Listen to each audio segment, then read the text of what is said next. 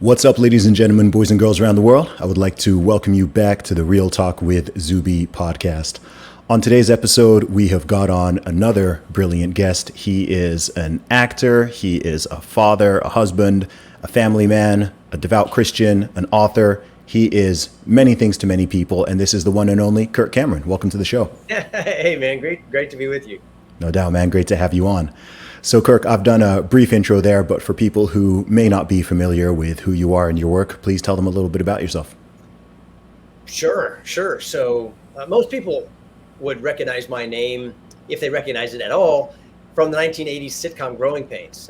So I played Mike Seaver, the wisecracking teenager, always getting in trouble. It was mostly just me being myself on that TV show. And let's see, I grew up, I'm married to my on-screen sweetheart. We've been married for 32 years. We have 6 grown children, and I live in California and have really devoted myself to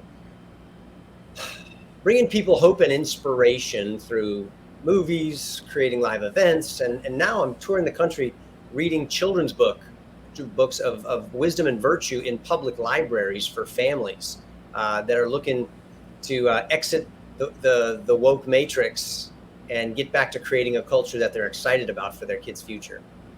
That's awesome, man. There's so many directions we can go from that, but let's talk a little bit. Let's talk a little bit about your own journey. So you are born and raised in California, is that right?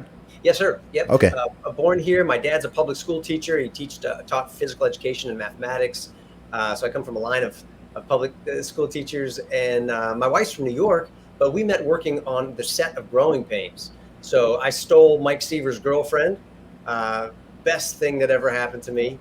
And now we live in California. Although our kids have flown the nest, so they're all over the place. They're in Texas and Colorado and Massachusetts and Wyoming, and we're doing a lot of traveling just to keep up with them. That's awesome, man.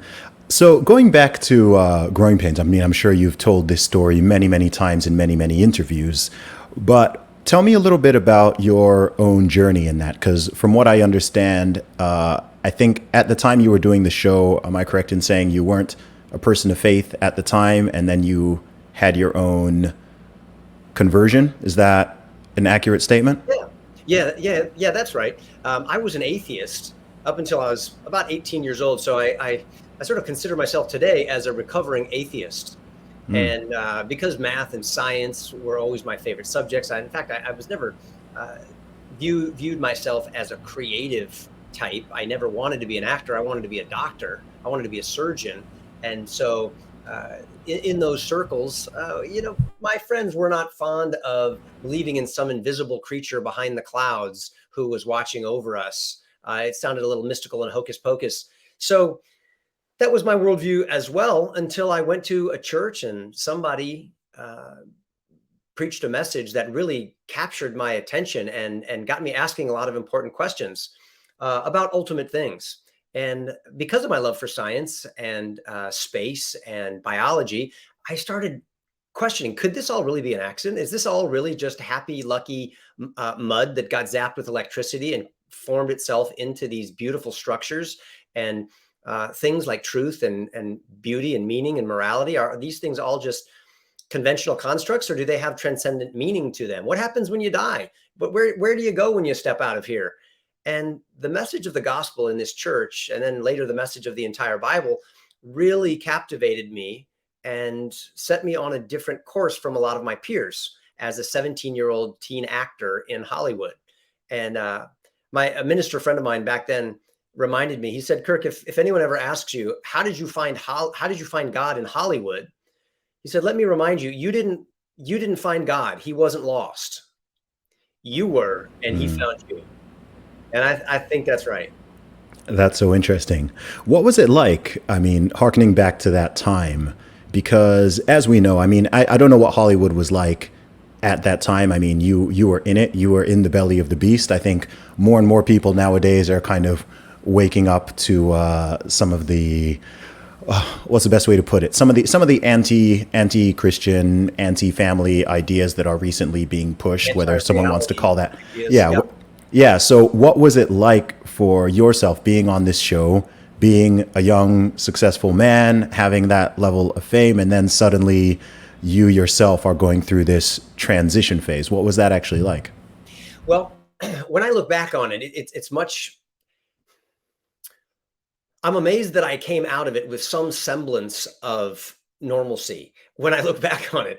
But when you're in it, it was the only normal that I knew. So I didn't have another teenage life to compare it to. When I was 14 years old, I was on this TV show, and people knew who I was. They started asking me for autographs, and I didn't ask for all of that. In fact, I would have much rather been playing basketball with my friends, going to school, and going to medical school. That was my plan. But it became clearer as the years went on that I think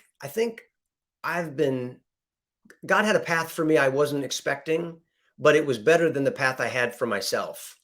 And I don't think I understood at that time how important having a rock solid faith in God and a morality based on the Bible would come in handy and be so important in my 50s. So here I am today with 6 children who are struggling to understand truth, beauty, and goodness in an upside down world with an inside out morality. And I've got a firm grasp on those things because of my faith. And I'm really grateful for that. That's really interesting. Can you go a little bit deeper on that point? Because I think you just made a really interesting point there about how many decades later, as a father and as a husband, as a family man, doing all the things you're doing now, having that foundation is so important now. I kind of have a hint of what you mean by that, but can you go a little deeper on that? Sure. And feel free to help me drill down in the direction that you want me to. But, I look at the United States of America, and it has provided an unprecedented amount of liberty to people of all different backgrounds when we stick with the principles upon which it was founded. When we stray from them, we suffer and we harm other people. But there's never been a place in the world where you could find more religious liberty, more educational opportunities, more economic, financial opportunities, because this is a country that was built on biblical values and morality. It was biblicists that abolished slavery. It's these biblical ideas that lead to private property and human rights. The king doesn't get to do what he wants, and he's not above the law. And this is the kind of morality and structure that I understood from my education growing up, and then my own faith conversion experience and reading the scriptures. Western civilization is rooted in these principles. But today, in the world my kids are growing up in, that root has almost been severed here in America, and certainly in popular culture. And what happens is the whole tree gets weak, and the fruit is no longer sweet with liberty and justice for all. It is now shriveled and gnarled, bitter and rotten, and you've got everybody fighting against each other. And when that happens, it's a warning sign that the tree's about to fall over. And what I want to do is do what I can to say, let's nourish the root. Let's go back to the indispensable supports of a free republic like ours, which is loving God, loving one another. Fearless faith and moral integrity are essential if we want a happy, healthy future for the next generation. Yeah, I hear that totally. Something that's really interesting that I've observed over the past few years, especially, let's say, particularly over the last 10 years and heavily accelerated over the last 5, is I think that of people of faith as Christians. So I think, before I get to that, I think everybody, regardless of their religious belief or lack thereof, regardless of their political orientation, left, right, conservative, liberal, whatever, I think everyone can observe this level of chaos and lack of purpose and meaning and subjective morality and the polarization and so on, right?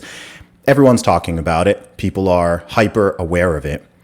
I think from a Christian or even generally more broadly religious viewpoint, some of it strikes me as, well, this is the obvious consequence of knocking down those foundations, not just the faith foundation, but the family foundation, the sort of traditional morality, everything that actually keeps human beings sane and in line Yep. and oriented in the name of quote unquote, freedom and liberty, which are typically good things.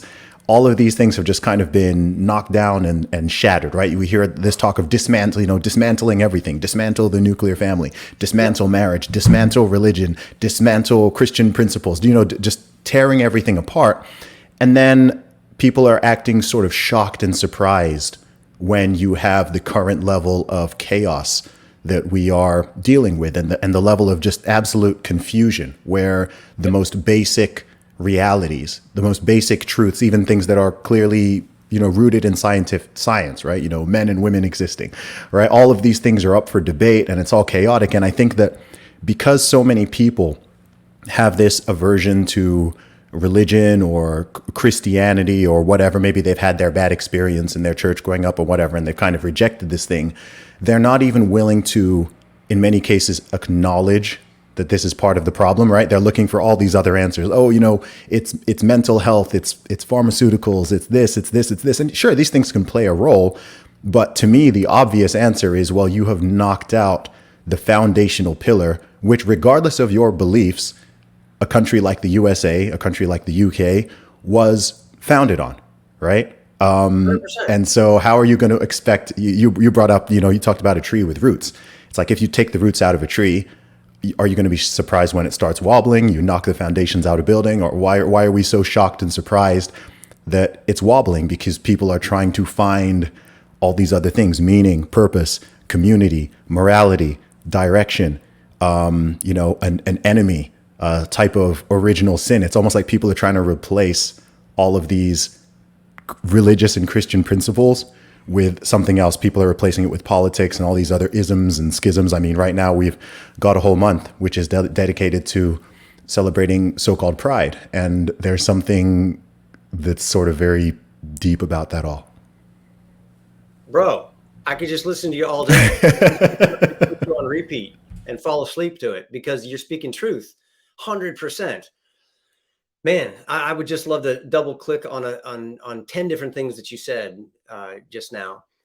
But you're absolutely right. And it's not lost on me, and it shouldn't be lost on anyone who's listening to this podcast, that those who are the enemies of Christianity or the Bible, let's just go with that, because that is the foundational building block of Western civilization. You talked about America and you talked about the UK. The whole concept of human rights and freedom of speech, and even the ability to criticize your government and religion, comes from the foundational Christian principle that no one should put a muzzle on you, that you should be able to think freely and criticize your government and advance your views. That is a Christian concept at its root, which stems from the Bible. So if you want to, it's the daughter looking to kill the mother. The daughter of liberty and free speech and human rights is looking to assassinate the mother who gave birth to her. That's a stupid, foolish thing to do. But it's actually a great thing to do if you're a communist. It's a great thing to perpetuate if you're an authoritarian government that wants people to begin fighting and tearing everything apart and at each other's throats. Get people fighting over race, get them fighting over religion, get them fighting over who has more money, get them fighting over who's vaccinated and who's not, get them fighting over your sex life and who you want to be your partner. If we can do that, we divide the house and they're easily conquered. So listen, it's time for us to choose. If we want liberty, we got to remember that liberty is only good for self-governing people who do the right thing and care about one another when nobody's watching. Because if you give freedom to an anarchist, to a criminal, you've given him a very dangerous weapon. And that's what our founders understood. They said, liberty like ours is only fit for a moral and religious people, because you have the wise constraints on my freedom that liberates me to do what I ought, what is good. But again, what is good and what is that which I ought if I don't have some transcendent standard of what is true and what is good? So when you throw the foundational thing out, like you said, you've lost your central interpretive lens of reality. And now anything is acceptable. And that's why we see crazy, you know what, on TV, in our social media. You see the Dodgers, the Target, the Bud Light. You see unreal stuff happening. And we think it just suddenly descended on us. Nope. We have neglected that root for so long that the tree is beginning to wobble, as you said. Yeah, absolutely. Sometimes I feel like not just the USA, but Western societies in general at this moment in time, they're sort of running off the fumes of Christianity and Christian ethics. Yeah. And, you know, I question how long you can run off the fumes of something. I also have I'm here in Los Angeles. We drive everywhere, and you get stuck on that 405 freeway with an empty tank of gas. You are just kicking yourself. You're going, man, I knew it. Man, I knew it. And we can't let that happen to an entire nation because this is too important. However, let me just say that my mission and my message, not that, you know, my message is so important, but I think the important message of the cultural moment is bigger than Save America. It is about the vision of, it's about the vision of liberty and justice and freedom and health and life for all. And if America fails to learn to go back to those original principles, it will fall. But that doesn't mean that the freight train of liberty and grace and life stops, because God is on that train, driving that train, and it will go where he wants it to go. Maybe it's in South China, in the underground church. Maybe it's in Africa, where there is revival taking place. Maybe it's in South America, where we're going to see this global shift of great awakenings. And those are places that are already sending missionaries back to the United States because we need help. The sons and daughters in other countries are now going back to rescue mom and dad. Yeah, as someone whose family background is originally from Nigeria, there's a funny irony with that all, how it's kind of, you know, the polarities have reversed. Do you think that in some ways the USA has been a victim of its own success? Yes, absolutely. It's a victim of its own pride. And I'm not anti-USA. I'm pro-USA. I'm so thankful and grateful to be living here and living at this exciting time. But this is, I think, a natural result of the condition of the human heart. You know, sometimes I can understand things better when I simplify them down to everyday things. Is America the victim of its own success? Well, I live in an industry where I'm surrounded by people who are victims of their own success. I see it. It makes perfect sense.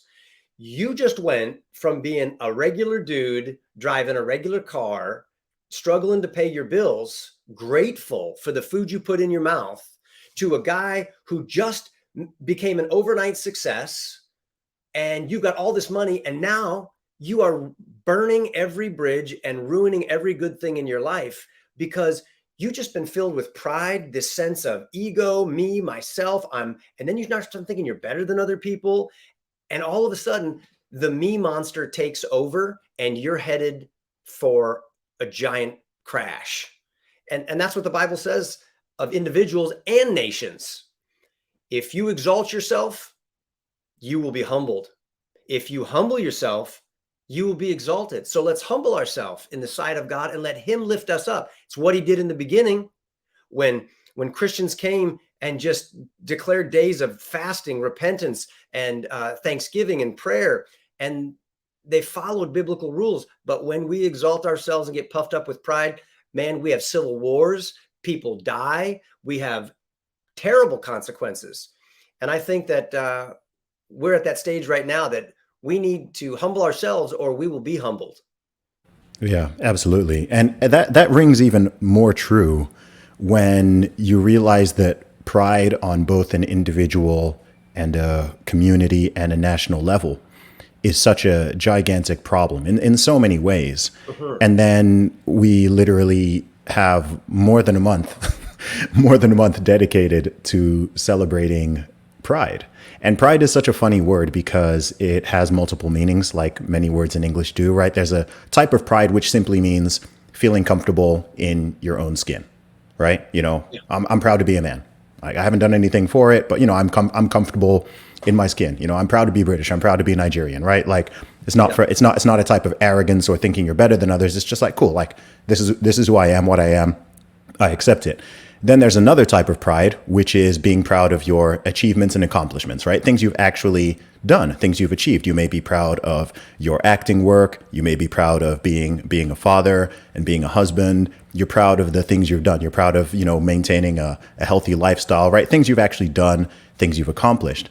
And then there's the sort of third type of pride, which is arrogance, the arrogance, lack of humility, thinking you're better than other people, vanity. I think it's actually a bit of a shame that it's a feature of the English language that all of them have the same word, because I think there's actually very different types of pride. There's a type that's good, a type that's neutral, and a type that is absolutely destructive. Yet I think they kind of all get conflated sometimes. And I think that the type that we usually celebrate isn't the type of, hey, well done, you've accomplished something.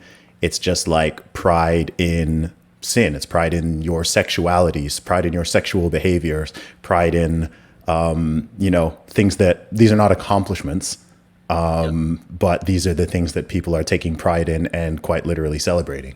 Yeah, man. I agree with you. I think I like the way that God the Father says this in the scriptures about his son, where he says he's essentially, I'm paraphrasing, this is my son, I'm proud of him. And here's what he said. He said this at Jesus' baptism. He said, this is my son whom I love. In him I am well pleased. He is acknowledging his son and saying, I love my son and I'm pleased with him. That's not a self-focused, arrogant pride that he's saying about himself. So that's why I've written this new book and I'm touring around the country teaching kids who are being inundated with this message of pride, pride, pride, pride, pride. And by the way, it's a very bizarre kind of pride. It's not, I'm proud to be an American or I'm proud to be a man, which even that, what does that even mean anymore to be a man? We can't define male or female within that community. But it's be proud of my sex life. And not only are you proud of your sex, they want you and me to celebrate their sex life by wearing a t-shirt or putting up a banner that celebrates their sex. That's just so absurd to me. So if I want to talk about pride, I think the best way that I can talk about being proud of the things that are good is, I think at the root of it, I'm thankful for those things. I'm thankful that I'm an American. I'm thankful that I'm a man, that I'm a father, that I'm a husband. I'm so grateful because these are gifts from God. And so that's the term I prefer to use. Pride is really feeding the me monster. It's self-focused rather than others focused. And in this culture, kids need to learn that. So I'm doing a whole series of books on the 7 deadly sins. Greed, gluttony, sloth, wrath, envy, and lust are all bad, but pride is the deadliest. And that's why this book here, Pride Comes Before the Fall, is a fun, exciting story for kids. It's beautifully illustrated, and it's about a tiger named Valor who is in this race, and he's the strongest character, but he gets teamed up with a rookie, Kevin the elephant, who doesn't know how to paddle in the right direction. And he gets so angry, he's so prideful and full of himself that he mocks Kevin, and they end up going over the falls. And it's when he learns to be humble and kind that Kevin gets back in the race and uses his elephant trunk like a jet-powered engine to squirt the water out the back of the raft and zoom past everybody else. And they have this glorious finish. But the most important lesson learned was the lesson of being humble and serving others first. So that's what I'm trying to do, to practically move people in their hearts and minds toward the ideals we've been discussing today. Yeah, that's awesome, man. And I know you had a previous book. So that one's with, that's your second book with Brave Books, right? Yeah. So Pride Comes Before the Fall is my second book. The first one was called As You Grow, and it was talking about biblical wisdom and the fruit of the Spirit: love, joy, peace, patience, kindness, goodness, gentleness, faithfulness, and self-control. Yeah, there's something you said earlier on, which actually I want to push back on a little bit because you said that you're just you're one man and your message isn't that important. I would massively disagree. I think that in this time and climate that we are living in, everyone who is creating things, creating books, creating videos, doing talks, going out there, and who is putting in a genuine effort to nudge individuals and society and the culture in a more positive and wholesome direction, I think that is incredibly powerful. And I think it's never been more necessary. I think that we're sort of at this peak where so much nonsense is being pushed on children, being pushed on adults, just being pushed on everyone. And there isn't enough coming from the opposite end. I think that as Christians, as conservative leaning people, oftentimes, I've made this criticism multiple times, is that there can be a tendency, and I see this all the time, to simply critique and comment on the stuff that we don't like, right? Yeah. All this goofy stuff coming from the left, the wokeism, the LGBT, all the stuff, right? Just critique, but not create stuff that is in line with our values, right? Yes. I think the values are obviously there, but it's easy to kind of fall into this reactionary trap where it's just, hey, look at what they're doing. Hey, look at what they're doing. This is crazy. Hey, look at what they're doing. This is crazy.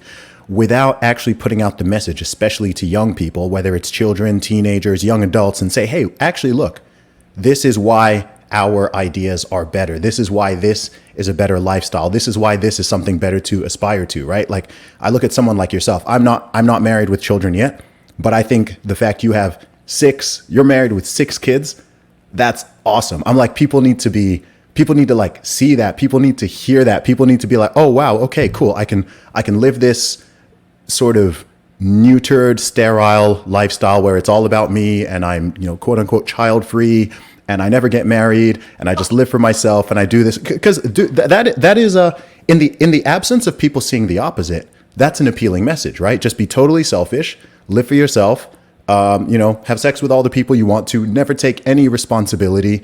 You don't even want to have a child because, hey, they're bad for the environment and there's too many people in the world and this and this. And millions of people are getting sucked into that message.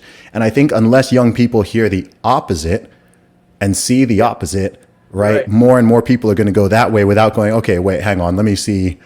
Let's see what these guys are doing over here. Let's see how that looks. Oh, actually, that looks pretty cool. I'll tell you honestly, nothing makes me want to be a father, a husband more and have children more than seeing men who are, regardless of their age, but, typically older than me, who have done and accomplished that and who are clearly happy and content, whether that is my own parents or it's other people's parents or it's friends or it's strangers. I'm like, man, that's something I aspire towards because you can see all the other stuff. You can see, fast cars, big money, this, and that's put out everywhere, especially in this day of social media. I'm also a rapper. So like in the whole world of hip hop, it's all, money and fame and fast cars and jewelry and this and this. And it can be very appealing, especially to a young man.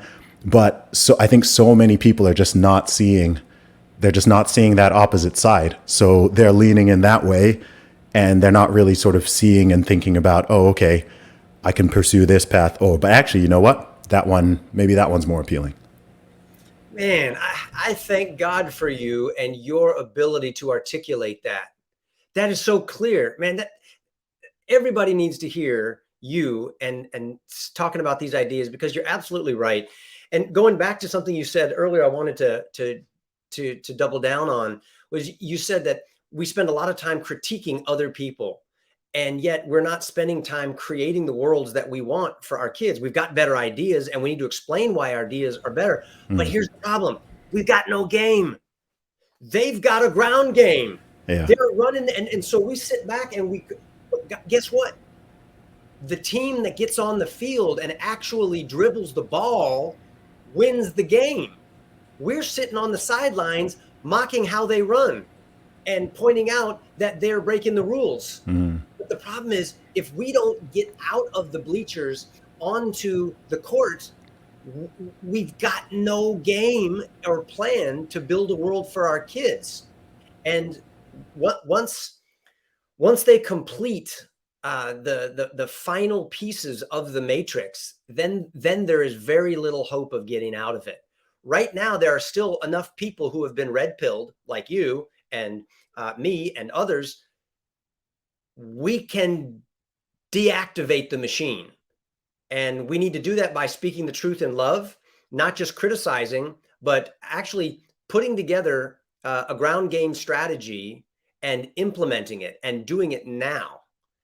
If we do that, I believe that there is great reasons to believe that we can course correct, because we've had great awakenings and revivals in the past during times where culturally things were much worse. Yes. They're not throwing Christians to the lions or impaling us on poles and lighting us on fire to light up gladiatorial games yet. But it can get there. It has in the past.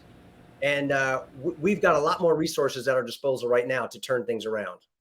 Yeah, absolutely. And another thing that's happened as well is, I think people forget that, we really are. And when I say we, I'm talking at least people who are sane and are grounded. We are the majority.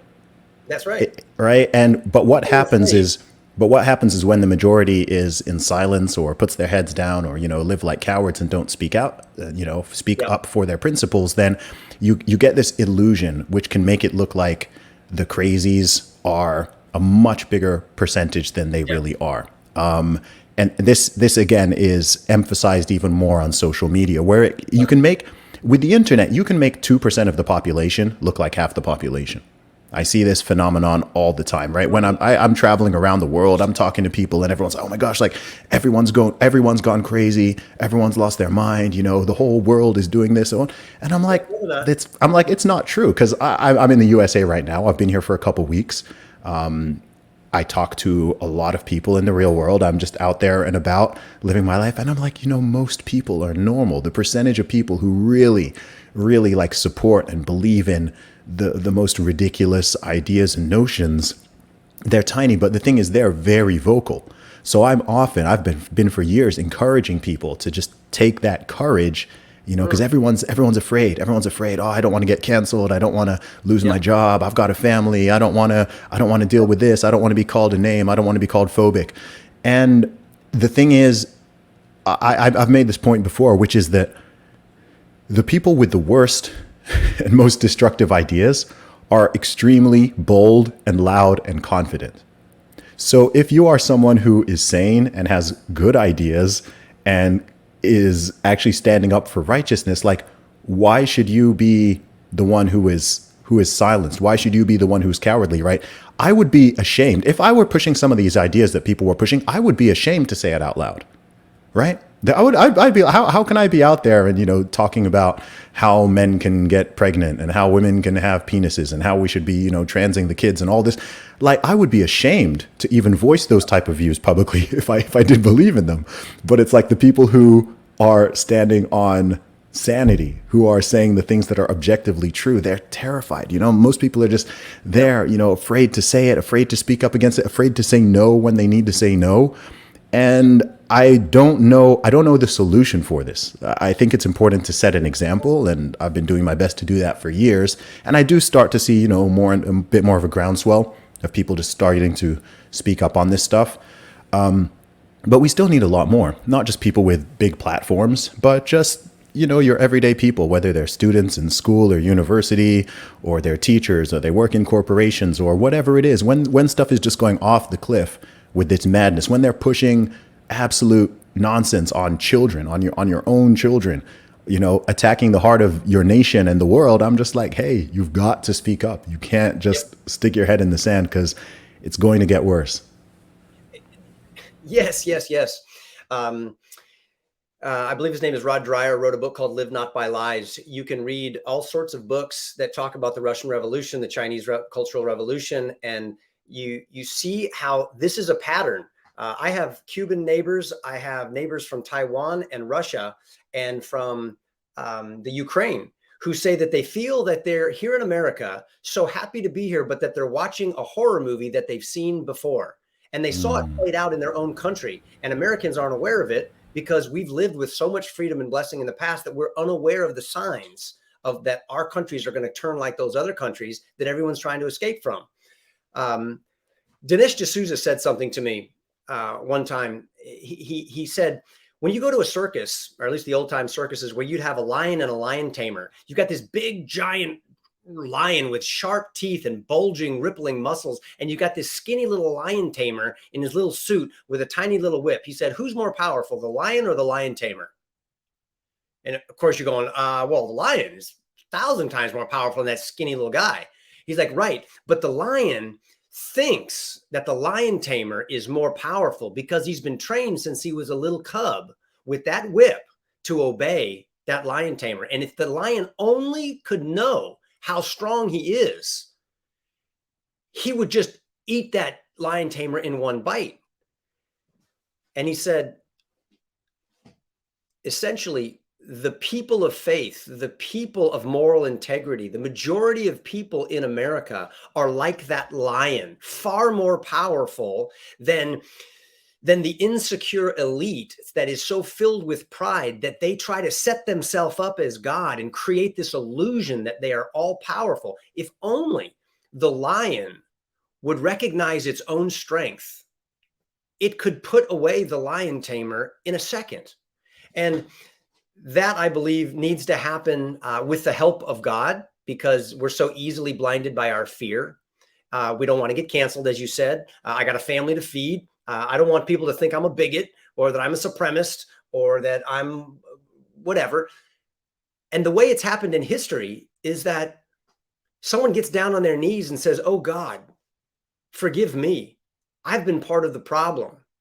And I want to be part of the solution. And they start a prayer meeting or a small group. This happened in the 18th century in England, where culturally things were awful. Political corruption abounded. The church was a joke full of hypocrisy. Gin and Madeira people would use to drown out their sorrows and their problems.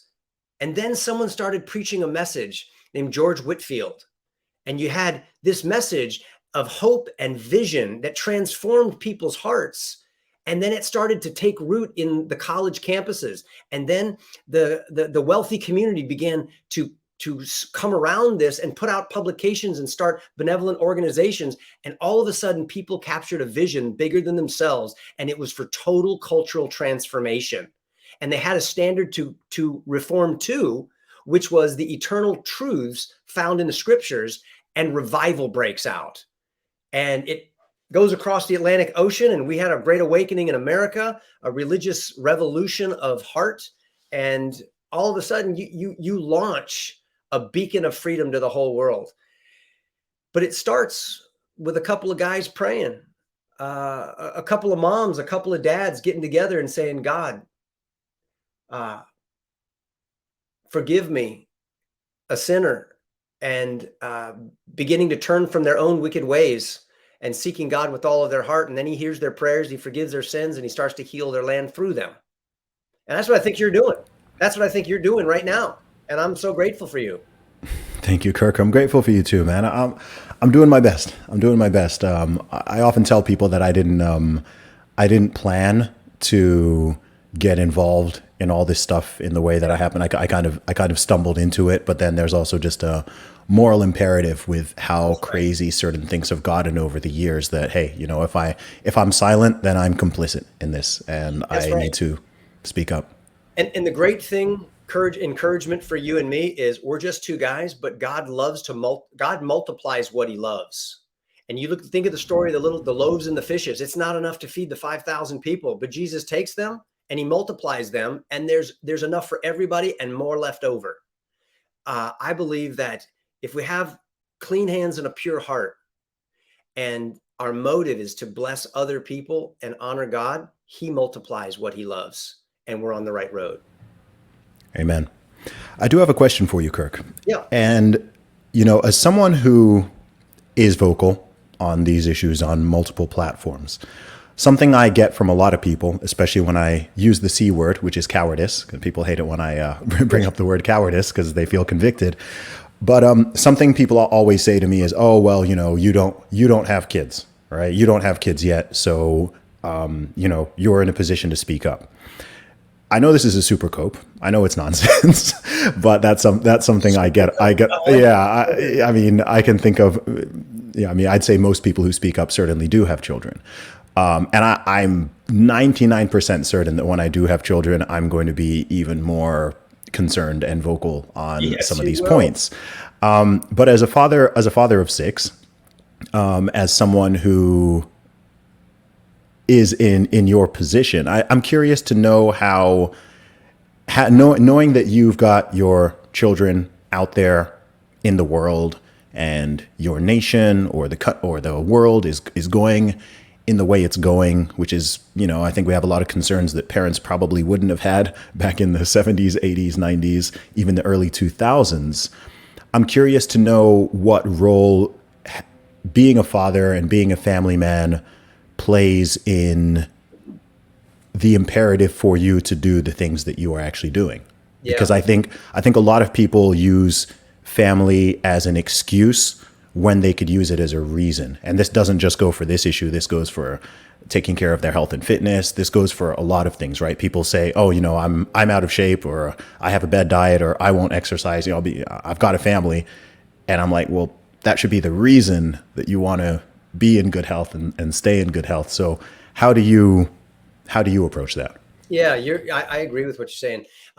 What launched me to make a documentary back in 2008 called Monumental was the fact that I was a father concerned about the world that my kids were growing up into.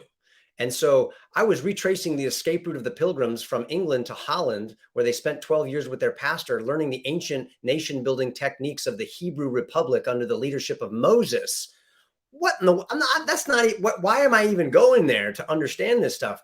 Because I have 6 kids and our country is in trouble. And I want to know, the people that laid down the original template, what would they tell us right now? They wouldn't get caught up in LGBTQ issues. They're not going to get caught up in debt crisis and border control and Republican Democrat. That's all important, but those are fruit issues. I want to know, what are the root issues that drive the production of good or bad fruit? And that all came because I love my kids. If I wasn't married with kids, I don't know that I would be that others focused. And if I really love my kids, I'm not going to use them as an excuse to be apathetic. If I really love my kids, I'll be honest, I'm scared of what's going to happen to my kids if I don't get some courage and grow a pair and be brave and speak up, because they're going to suffer the consequences. I'm going to exit out of here in a couple decades, and they're going to be raising children in a world that was neglected on my watch. Yeah, I love that. That's such a powerful and such an important message. One of the things I get asked the most, doesn't matter if I'm in the UK, I'm in the States, I'm in Australia, wherever I am, people always ask me, Zuby, how did we get here? How did we get here?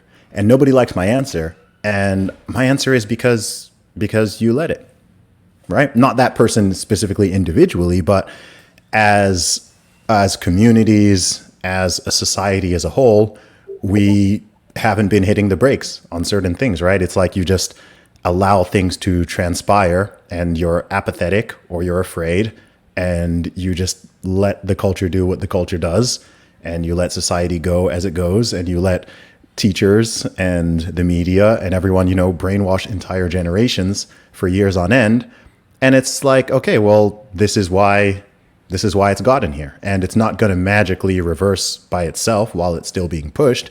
You are going to need some people to stand up, a lot of people. You're going to need a huge movement of people to stand up and say, okay, stop, enough, right? Enough. And I don't even think that we're at a point where I'm not even just talking about conservatives. I'm not even just talking about Christians. I'm talking about anyone who is sane, right? Just anyone who's sane. I actually think we need a groundswell of what I would call like decent liberals, right? Sane liberals, right? Just they're not super woke. They're not far left. They're not Antifa supporters and, wanting to trans the kids and do all this other crazy stuff. They're just like, hey, actually, I'd like more social security, or I'd like just normal, sane, decent, family oriented people. All of these individuals, I think, need to just stand up to the extreme elements of this stuff and just say, look, enough of that, right? No more men in women's sports. Stop. Yeah. Where I'm not sending my girl to school and you're going to have boys competing against her. No, we are stopping that, right? We're not having this go on. And I think people are just so afraid to say, stop, pause, enough, you know?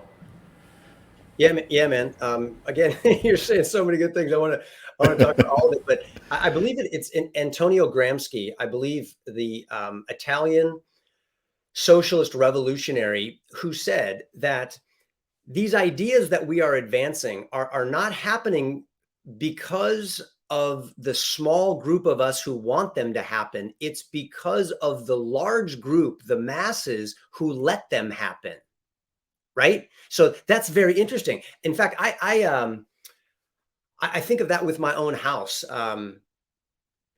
Here we go. 2 days ago, I had a plumber come over to my house because my house was filled with this awful stench when I woke up in the morning. And my main sewer line had been backed up. The toilets were plugged, and I've got sewage coming up in the tubs of my bathroom. I'm just Oh, painting wow. a picture for you. This is real. How did this happen?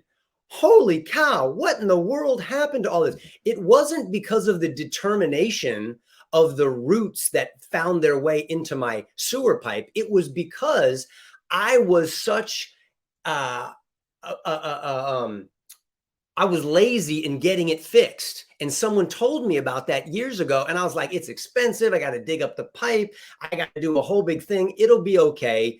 I'll get to it later. And I procrastinated. You see, the problem is because of my neglect. And in the United States of America, or any place where you have freedom and liberty flourishing, our founders told us, if you lose this stuff, it's not going to be because somebody took it from you. It's because you gave it away. You let it fall between your fingers. It happened on your watch. Because if you love this and you're passionate about it and you fight and defend for it, and God is championing your cause because he's about liberty for all and life, it's because you valued something more, like safety or money or comfort or instant gratification, and you made a bad deal, and now you're reaping the consequences. Absolutely. Kirk, it's been so good talking to you. Before we close out this interview, I want to have, we've talked about a lot of heavy things here. I want to end on a message of hope and optimism that you can offer to people. So for someone who's there, who's heard all this stuff and, they agree with it, but they're still feeling afraid, they're not sure of what that next step should be. They consider themselves just the average normal person. What can I do? What can that person do? Well, I'll leave you with the words of a wise man from Middle Earth, Gandalf the Grey.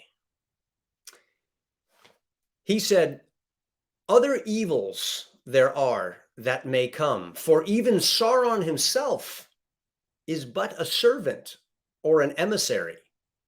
Yet it is not our part to rule and master all the tides of the world, but to do what is in us for the help of those years wherein we are set, uprooting the evil in the fields we know, that those who live after will have clean earth to till. What weather they shall have is not ours to rule. And what he's saying there is, as the dark clouds of evil descend and they gather and they obstruct our vision, remember that there are other evils that will come that we can't even see. And our sacred task is not to eliminate all the evil for all time, but rather to do everything we can in the years that God has put us on this earth to uproot the evil in the fields that we know. And that begins with my own heart and my own home, with my own family. And then it slowly begins to ripple out into the places of influence, my work, my church, my community, my country. And we plant seeds of truth, beauty, and goodness along the way, so that those who live after us, our children and the next generation, will have clean earth to till. They can build without as many hindrances, a culture of goodness and blessing. And they will be prepared for the weather God sends them because they have been taught by people in the previous generation who did what they could while they could. So let that give you hope and inspiration, not just to say, yeah, that's a good idea, but to drive positive action and build the world you want for your children. I love that. Kirk, where can people find and follow you online? You could follow me. Hey, I just jumped on Twitter for the first time in 5 years. That's pretty exciting. So at Kirk Cameron. And then Facebook is where most people are following me right now. But you could also go to my website at kirkcameron.com and check out everything about Brave Books and this book tour I'm doing. Amazing. You're doing great work, Kirk. You're an inspiration. So keep it up and God bless you. I appreciate you. God bless you too, brother. Take care. Bye-bye.